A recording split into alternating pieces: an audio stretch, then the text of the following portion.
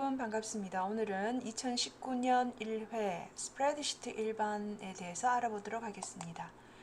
21번 다음 중 셀 범위를 선택한 후 그 범위에 이름을 정의하여 사용하는 것에 대한 설명으로 옳지 않은 것은 범위를 정의를 해놓고 이름 정의를 하는 방법은 이름 상자에 이름을 정의할 수도 있고 수식에서 여러분들이 이름 관리자로 들어가서 이름을 수정할 수도 있고 편집할 수도 있습니다. 그러면 지문을 우선 보면 이름은 기본적으로 상대 참조를 사용한다. 2번 이름에는 공백이 없어야 한다.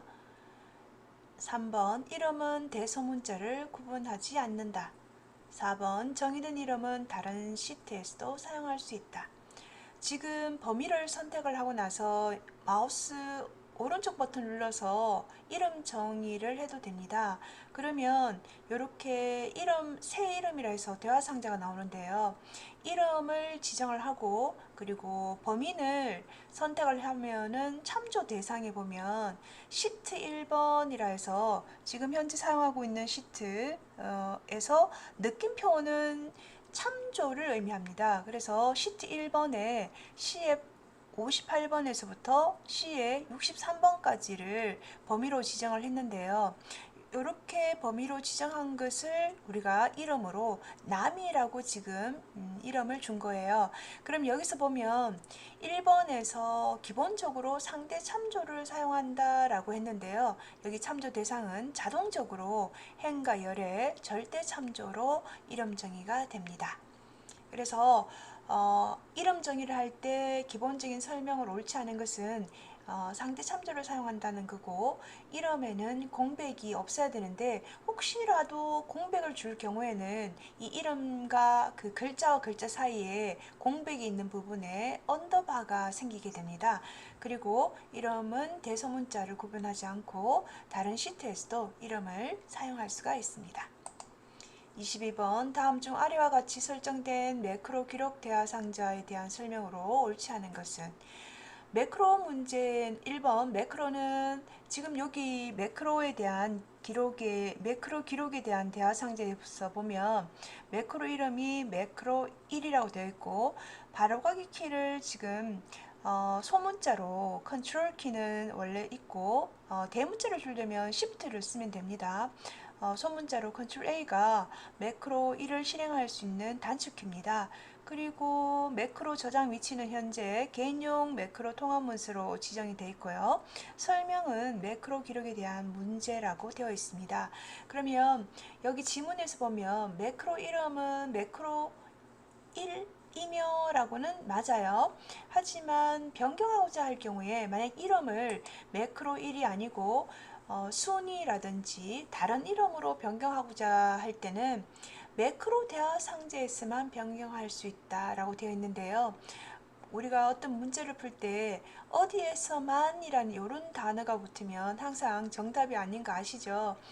그래서 여러분들이 그 매크로라고 하는 이 대화 상자에 들어가면요. 지금 현재 내가 임의로 만들어 놓은 곳에 매크로를 클릭을 하고 그리고 이름을 변경하는 곳은 바로 여기 편집이라는 곳에 들어가서 이게 편집을 누르면 비주얼 베이직 형태처럼 어플리케이션이 나옵니다. 비주얼 베이직 어플리케이션 편집기가 나오는데요. 거기에서 이름을 고칠 수도 있습니다. 그래서 여기 대화 상자에서 이름을 고쳐지지는 않아요. 이름 자체가 대화 상자에서만 변경할 수 있다가 아니고 다른 곳에서도 이름을 수정할 수가 있습니다. 그러면 맞는 부분을 한번 볼까요? 작성된 매크로 1 매크로는 personal.xlsb에 저장된다. 여기 개인용 매크로 통합 문서의 확장자가 이렇게 개인용이기 때문에 personal이라는 단어를 씁니다. xlsb에 저장된다. 그리고 설명은 여기 일단 기본적으로 주석이고 반드시 지정해 주지 않아도 된다. 4번은 작성된 매크로 1 매크로는 Ctrl A 키를 눌러서 실행할 수도 있다 라고 되어 있습니다. 다른 것은 2번, 3번, 4번은 맞는 말이고 1번에서는 여기 대화 상자에서만 아니고 편집에서도 수정이 가능합니다. 23번 다음 중 워크시트에 숫자 22345543을 입력한 후에 사용자 지정 표시 형식을 설정했을 때 화면에 표시되는 결과로 옳지 않은 것입니다. 지금 입력 데이터를 22345543이라고 저는 일단 이렇게 채우기 핸들로 같은 숫자를 동일하게 나오게 했고요. 그런 다음에 지금 여기 이 자료를 가지고 오른쪽에 표시 형식을 주는데요. 이거는 사용자 지정 표시 형식입니다. 그래서 첫 번째 데이터는 숫자 데이터에 천 단위가 있으면서 소수미아에 0을 2개 붙이라는 의미죠. 그럼 천 단위 구분 기호가 들어가면서 소수미아 2개가 들어갔어요. 예, 맞게 나온 것 같고요. 그 다음에 두 번째 형식은 이 자료를 가지고 0.00인데요. 0이라고 하는 것은 이게 구분 기호는 이렇게 샵콤마 샵샵 0처럼 쉼표를 표시하진 않지만 모든 숫자를 표시를 하고 소수미아 자릿수를 2개 표시하라는 얘기입니다. 그래서 요와 같이 결과가 나오죠.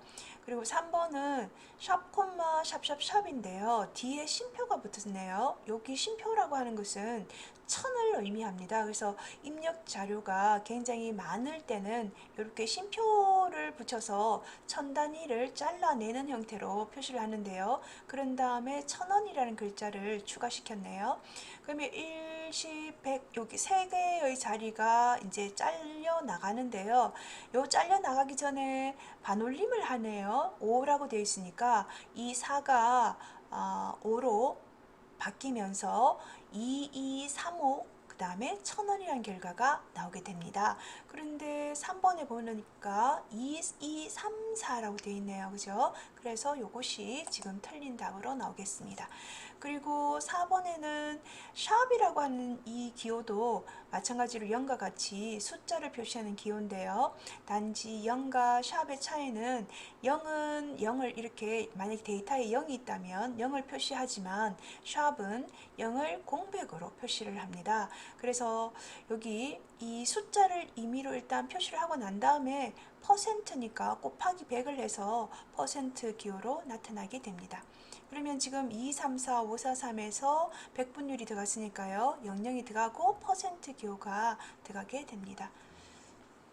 이런 문제가 나왔을 때는 여러분들이 직접 실습을 해보면 가장 좋은데요.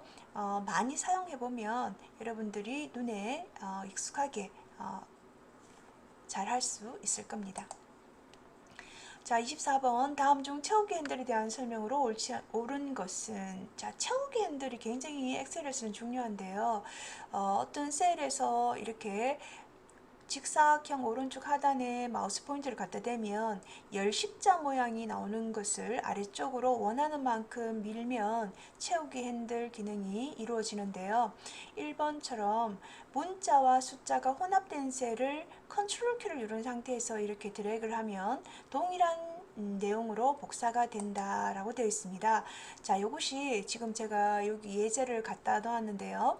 가-1 자, 문자와 숫자가 혼합되어 있는 데이터입니다. 이런 데이터를 그냥 여러분들이 채우기 핸들로 밀게 되면 마지막에 있는 숫자가 일씩 증가해서 변하는데 컨트롤 키를 누른 상태에서 채우기 핸들을 하게 되면 동일한 숫자가 나온다는 것을 알 수가 있어요. 그리고 2번을 보면 숫자가 입력된 첫 번째 셀과 두 번째 셀을 지금 20과 30이라는 요 셀을 선택한 다음에 채우기 핸들을 하면 20과 30 사이에 이 갭이 10이기 때문에 10씩 증가를 해서 값이 나타나게 됩니다. 그런데 지문에서 보면 두 개의 범위를 선택한 다음에 채우기 핸들을 하게 되면 두 번째 셀의 값이 복사가 된다 했는데 그렇지 않죠. 자, 그 다음에 3번은요. 문제 숫자가 입력된 셀에서 컨트롤 키를 누른 상태에서 채우기를 핸들을 하면 오른쪽으로 이렇게 드래그를 해서 숫자가 일씩 감소한다고 되어 있습니다. 자, 여러분들이 이렇게 제가 1을 썼어요. 그리고 나서 컨트롤 키를 누른 상태에서 오른쪽으로 밀어버리면 이렇게 일씩 감소하는 것이 아니라 일씩 증가하는 것을 볼 수 있습니다. 4번은 사용자 정의 목록에 정의된 목록 데이터의 첫 번째 항목을 입력을 하면 컨트롤 키를 누른 상태에서 만약에 채우기를 했을 때 목록에서 지정되어 있는 값이 나와야 된다는 의미인데요. 자, 제가 월요일이라고 되어 있어요. 월, 화, 수, 목 있을 때 이렇게 월을 누르고 나서 이렇게 이제 그냥 채우기 핸들로 밀면은 월월월이 나오는데, 월을 이제 나오면 이게 월화수목 이렇게 요일을 표시하는 글자의 첫 글자이기 때문에 사용자 목록에서 벌써 컨트롤 키를 누른 상태에서 이렇게 밀면은 월화수 이렇게 지정되어 있는 값들이 나오게 됩니다. 그래서 여러분들이 이 네 가지 경우의 예시를 보면요, 실제로 여기 1번이 맞다는 것을 알 수가 있습니다. 문자와 숫자가 혼용됐을 때 혼합된 데이터를 컨트롤 키를 눌러서 하면은 똑같은 데이터가 복사되지만, 그냥 일반적으로 채우기 핸들을 하면은 오른쪽에 제일 마지막에 있는 숫자는 항상 일씩 바뀐다, 증가해서 표현된다는 것을 알 수가 있습니다. 25번, 다음 중 이미 부분합이 계산되어 있는 상태에서 새로운 부분합을 추가하고자 할 때 이미 부분합이 1차로 지정이 됐어요. 그런데 다시 부분합을 한 번 더 하고 싶을 때는 어떻게 해야 될까요? 입니다. 자, 모두 제거를 해서 클릭을 하게 되면 부분합을 했던 모든 자료들이 원 자료로 바뀌어지게 되는 거죠. 여기 모두 제거 버튼을 누르면. 그리고 새로운 값으로 대치 설정을 해제한다. 이것이 맞네요. 지금 이렇게 1차 부분합이 된 상태에서 다시 부분합을 추가를 하고자 할 때는 여기 나오는 새로운 값으로 대치를 반드시 해제를 해야 기존에 있던 1차 부분합과 지금 하고자 하는 부분합이 혼합이 되어서 두 개 다 나타나게 됩니다. 그리고 그룹 사이의 페이지 나누기를 설정. 지금 여기는 부분합을 추가하고자 할 때 사용하는 작업이기 때문에 다른 여기 나오는 그룹이나 데이터 요약에 대한 의미가 없어요. 그래서 2번에 있는 새로운 값으로 대치 설정을 해제한다가 정답입니다. 26번, 다음 중 페이지 설정 대화 상자에서 워크시트에 포함된 메모의 인쇄 여부 및 인쇄 위치를 지정하기 위해서는 어떻게 해야 될까요? 입니다. 자, 우리가 문서를 작성하고 난 다음에 페이지 설정을 사용을 해서 인쇄를 하는데요. 지금 이렇게 메모가 자료 안에 포함이 되어 있다면 여기 페이지 탭이나 여백 탭, 머리글, 바닥글 탭 말고 시트 탭에 들어가서 이 시트 탭에 보면 메모라고 하는 글자가 나와요. 그러면 거기에서 목록 단추를 누르면 없음, 시트 끝, 그리고 시트에 표시된 대로 라고 되어 있습니다. 그래서 그 위치를 여러분들이 원하는 대로 지정을 해서 메모를 표시할 수도 있고 메모가 없이 자료를 나타낼 수도 있습니다. 그래서 정답은요, 바로 4번이 되겠습니다. 27번, 다음 중 날짜 및 시간 데이터에 대한 설명으로 옳지 않은 것은? 날짜와 시간 데이터는 보통 일반적으로 우리가 날짜 데이터를 입력하게 되면 제가 아래쪽에 예시를 드러놨는데요. 컨트롤 세미콜론을 누르면 현재 시스템의 날짜가 표시가 됩니다. 그러면 여기서 연, 월, 일이 나오는데요. 연도와 월만 입력해도 일자 여기 마지막에 일은 자동적으로 해당 월의 일로 입력이 됩니다. 그리고 2번의 셀에 4/9라고 입력을 해도 날짜 데이터는 이렇게 하이폰으로 입력을 할 수도 있지만 이렇게 슬래시로 구분을 할 수도 있습니다. 그래서 엔터를 치면 04월 091 이렇게 표시가 됩니다. 그리고 3번을 보면요, 날짜 및 시간 데이터의 텍스트 맞춤은 기본 왼쪽 맞춤으로 표시된다. 자, 지금 날짜와 시간 데이터의 맞춤은 지금 현재 이 자료는 숫자 데이터인데요. 왼쪽 이 숫자 데이터는 기본적으로 오른쪽 맞춤이 됩니다. 그래서 왼쪽 맞춤으로 된다가 틀렸죠. 그리고 4번은 컨트롤 1번과 같이 컨트롤 세미콜론이나 그리고 컨트롤 쉬프트 세미콜론 누르면 시스템의 오늘 날짜와 현재 시간이 표시가 됩니다. 그래서 정답은 바로 3번이 되겠네요.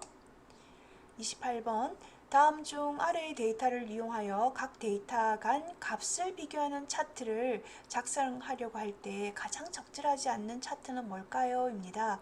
지금 예문에서 보면 1분기, 2분기, 3분기, 4분기에 해당되는 그 자료가 표시가 되어 있는데요. 이렇게 분기별로 자료를 비교하고자 할 때는 세로막대나 가로막대 형태를 많이 쓰겠죠. 그리고 지금 현재 분기별로 자료를 1, 2, 3분기와 4분기에 비교를 하고 싶다 할 때도 하나는 세로막대를 하고 마지막에 4분기는 끝근선형을 해도 시간적인 추이를 나타낼 수 있는 그런 좋은 비교 대상이 될 수 있습니다. 그리고 또 방사형 같은 경우는 거미줄 형태로 이렇게 나눠진 것이죠. 그래서 여러 개의 집계, 이렇게 항목이 여러 개가 있을 때 각각의 1, 2, 3, 4분기마다 각각 항목에 따라서 어떤 값들이 주어진 값들을 우리가 비교할 때 쓸 수가 있고요. 원형이라고 하는 것은 일단 이렇게 계열이 여러 개가 있으면 안 되고 계열이 하나일 때만 사용하는 것이 바로 원형입니다. 그래서 정답은 3번 원형이 되겠습니다.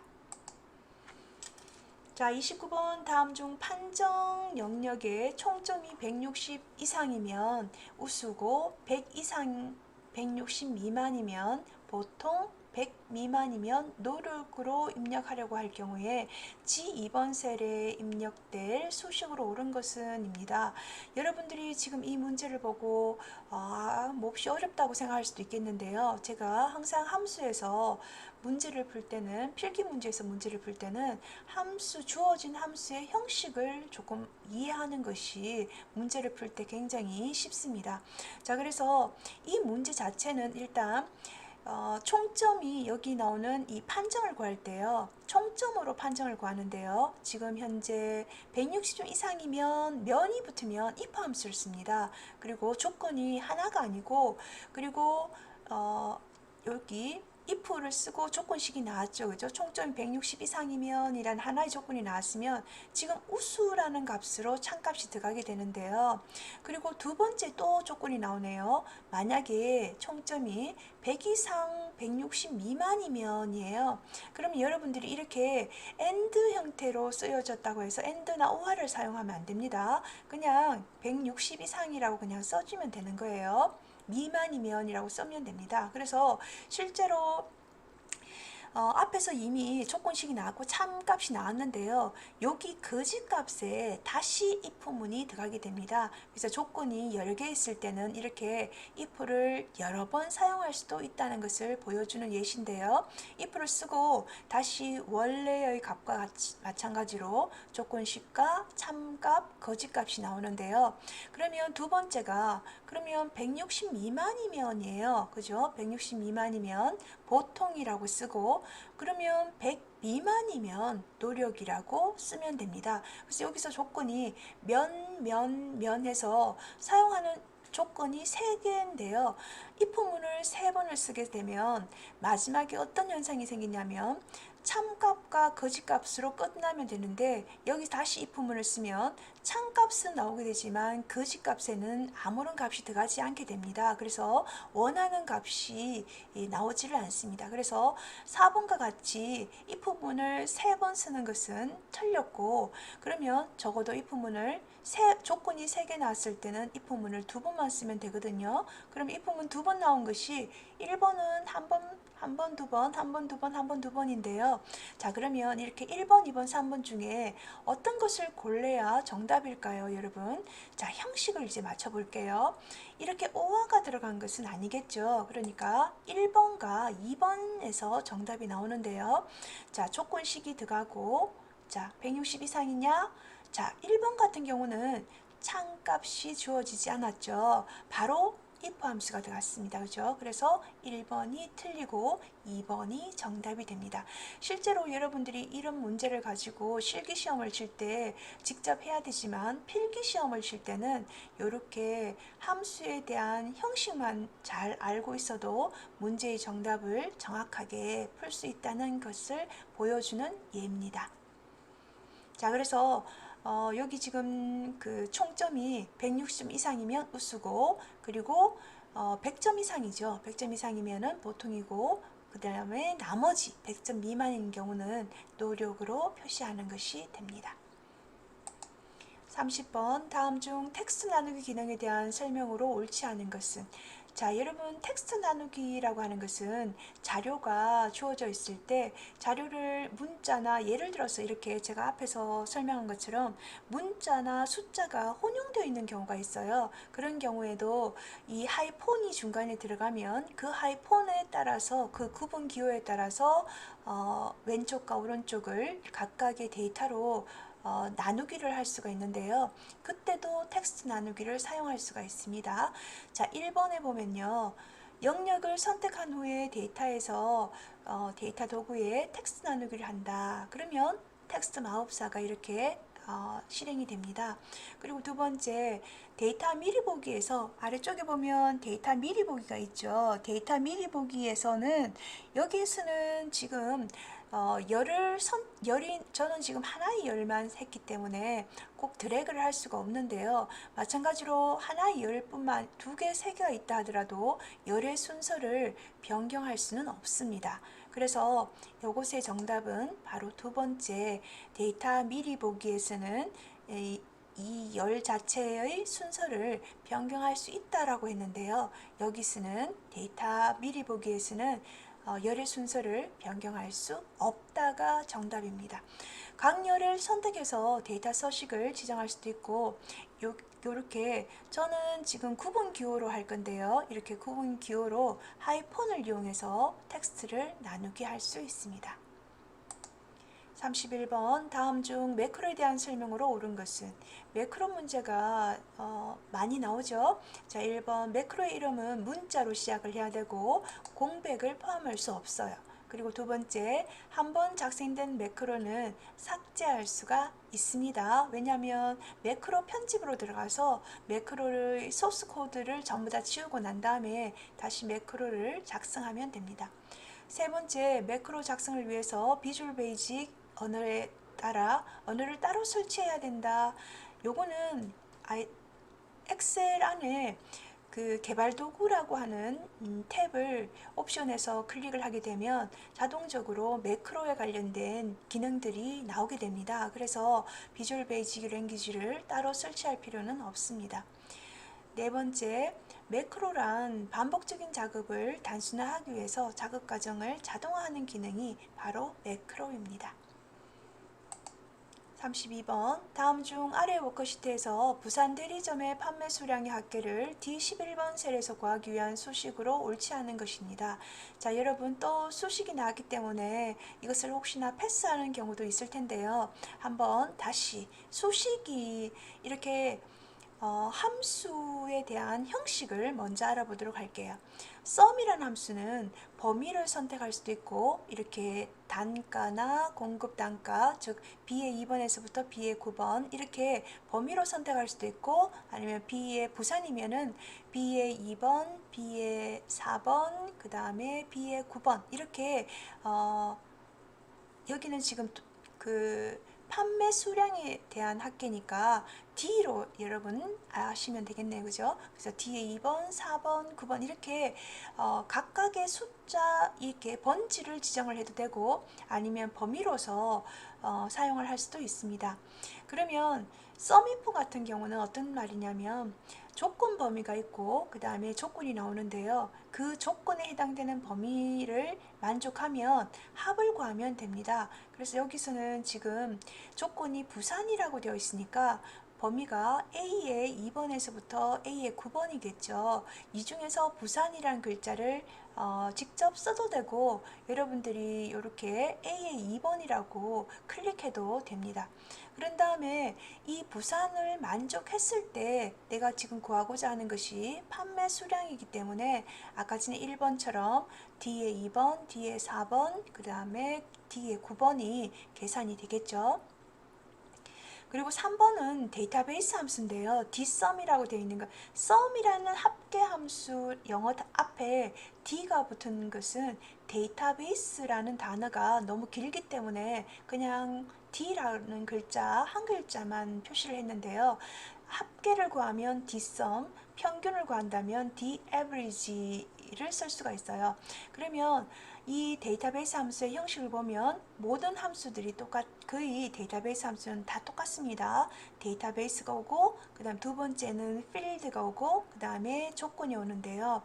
지금 데이터베이스라고 하면은 A의 1번에서부터 D의 9번까지 원 자료를 우리가 데이터베이스라고 얘기를 합니다.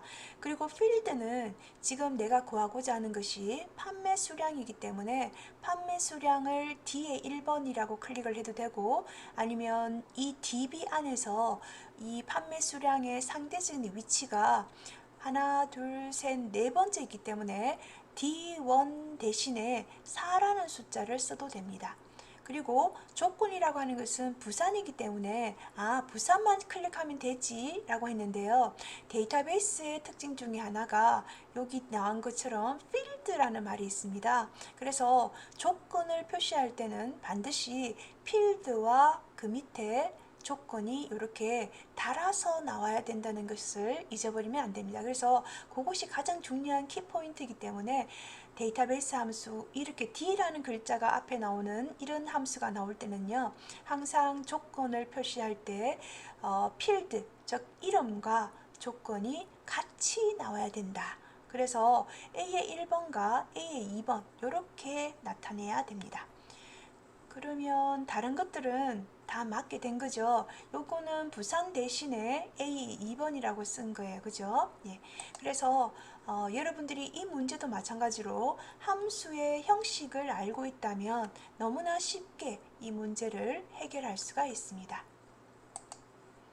33번 다음 중 A의 8번 셀에, 여기 A의 8번 셀에 민영호, 그 다음 빈칸, 이민정, 노치국, 6, 그 다음에 이렇게 날짜가 나와 있는데요. 7은 빈칸이에요. 그러면 A의 8번에 이런 함수식을 썼어요. count blank A의 1번에서부터 7번까지. 자, count blank는요, 의미를 알아보면 블랭크라는 단어 자체가 공백을 의미하잖아요. 그래서 공백의 개수가 몇 개일까요? 라는 말입니다. 그래서 지금 A의 1번에서부터 7번까지를 범위로 선택을 했을 때 하나, 둘 나오죠. 그죠?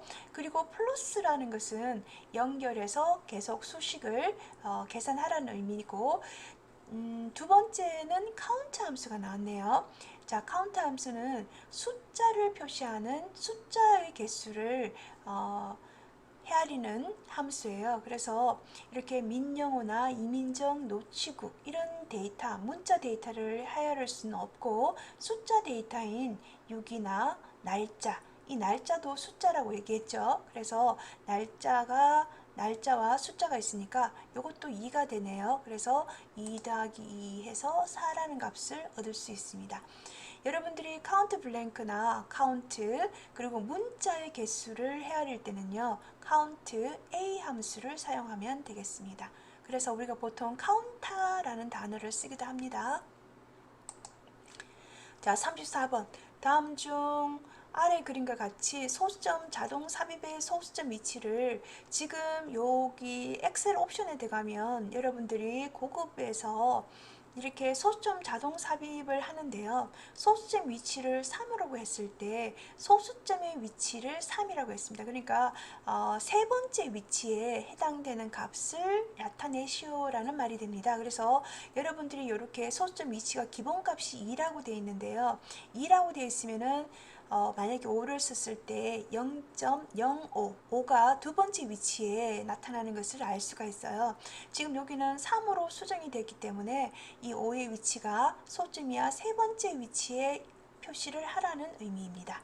그래서 정답은 1번이 되겠습니다. 35번 다음 중 시스템의 현재 날짜에서 연도를 구하는 수식으로 옳은 것은 입니다. 시스템의 현재 날짜를 구하는 함수로서 today 함수가 있는데요. 아까 전에 단축키로 쓰는 컨트롤 세미콜론이 있었죠. 그런데 거기에서 연도만 구하기 때문에 year 함수가 들어가요. 만약에 월을 구한다 하면 months가 들어가겠죠. 그 다음에 day를 구하고 싶으면은 day to day라고 하면 각각의 연, 월, 일을 구할 수가 있습니다.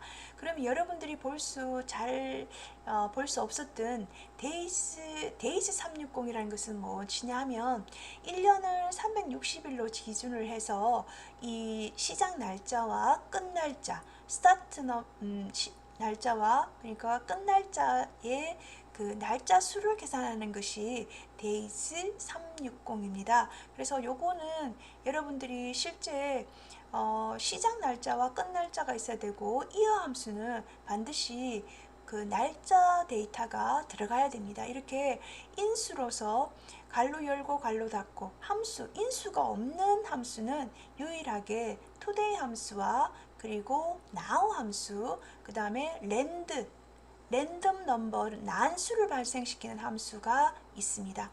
여기도 마찬가지죠. 그죠? 그래서 정답은 3번이 되겠습니다.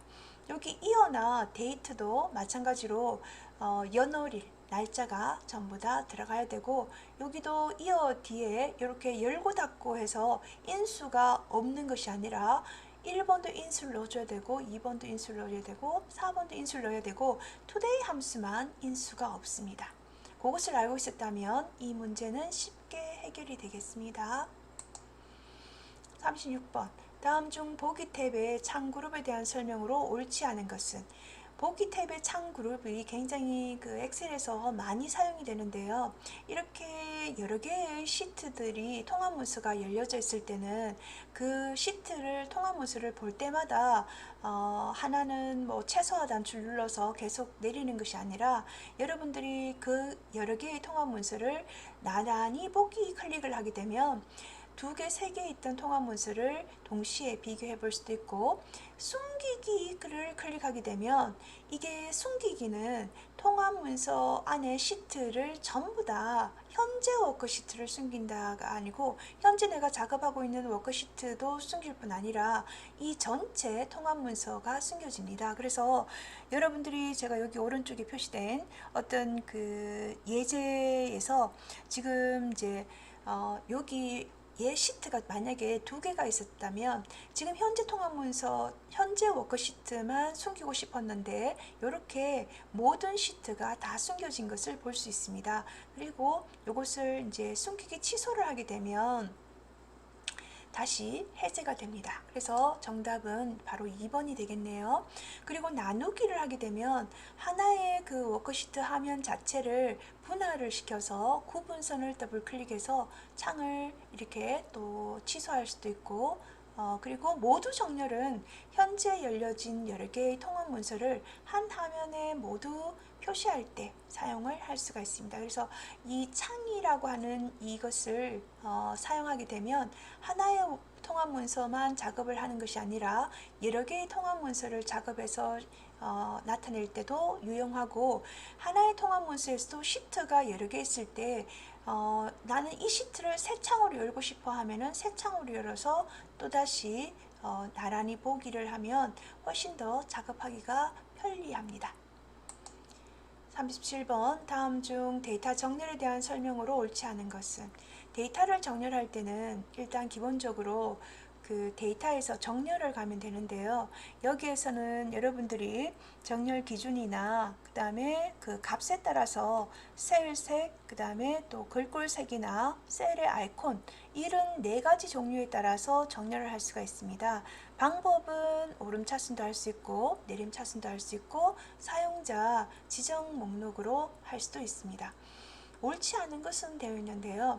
사용자 지정 목록을 사용하면 사용자가 이렇게 오름차순이나 내림차순으로 정의되지 않은 임의의 형태로 정렬을 할 수가 있고 색상별 정렬이 가능하고 글꼴색이나 셀색으로 정렬할 수 있다고 지금 보여지죠. 그리고 정렬 옵션을 이용하면 데이터를 열방향 또는 행방향으로 선택해서 정렬할 수가 있는데요. 이것은 지금 여러분들이 위에 옵션이라는 단추를 클릭하게 되면 이렇게 위쪽에서부터 아래쪽, 위에서부터 아래쪽, 그러니까 열방향이죠. 왼쪽에서부터 오른쪽, 행방향으로 정렬을 할 수가 있다는 얘기입니다. 4번은 표에 병합된 셀들이 포함되어 있는 경우에는 병합된 셀들은 맨 아래쪽으로 정렬된다. 이 문제는요, 자료가 병합을 시켰을 때는 일단 데이터 정렬을 할 수가 없습니다. 그래서 정답은 바로 4번이 되겠습니다. 38번. 다음 중 시나리오 추가 대화 상대에 대한 설명으로 옳지 않은 것은, 시나리오나 목표값 찾기나 데이터표 같은 것들이 이제 분석 도구에 있는데요.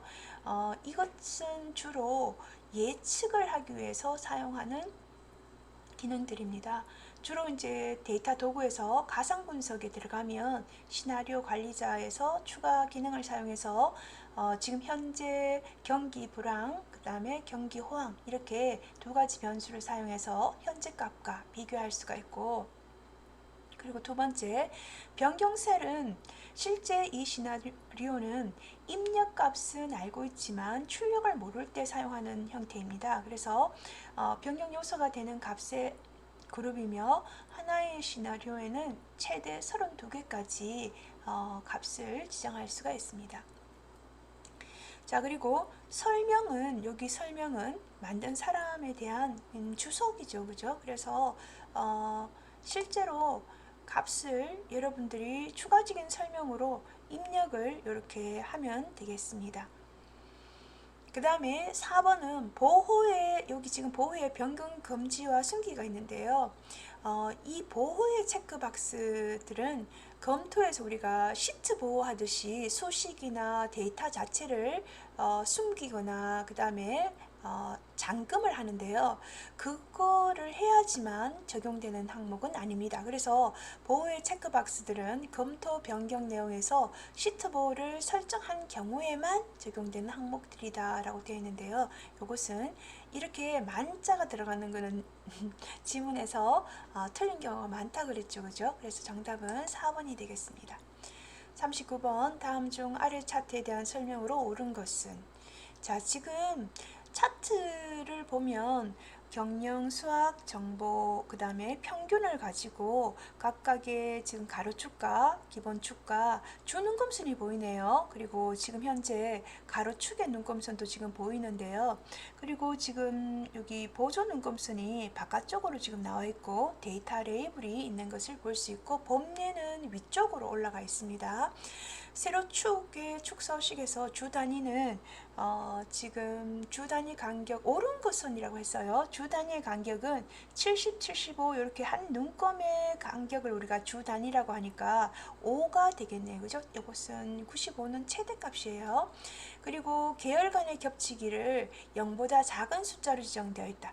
지금 자료를 비교하기 위해서 각각의 국어와 영어의 이 세로막대, 묶은 세로막대 자체가 이렇게 간격이 떨어져 있는데요. 떨어져 있는 경우는 계열 겹치기가 이렇게 엄수로 지정된 것을 알 수가 있습니다.